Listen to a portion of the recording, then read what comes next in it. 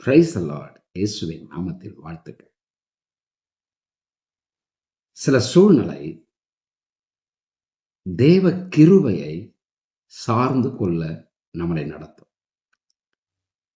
2 கொரிந்தியர் 12:9 சொல்கிறது, என் கிருபை உனக்கு போதும்.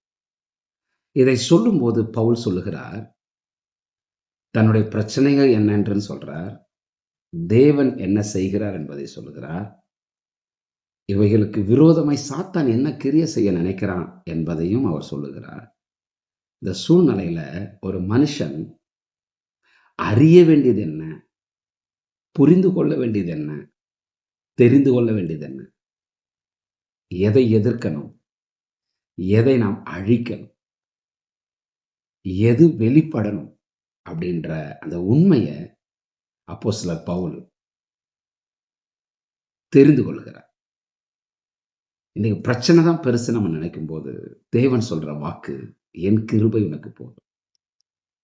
இந்த கிருபை தான் எல்லாத்தையும் மாத்த போகுது.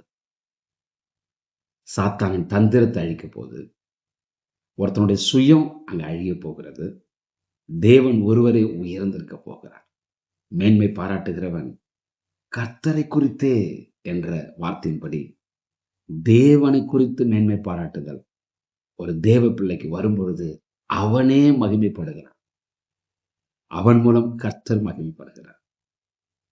இயேசுவின் நாமத்தில் ஆமென்.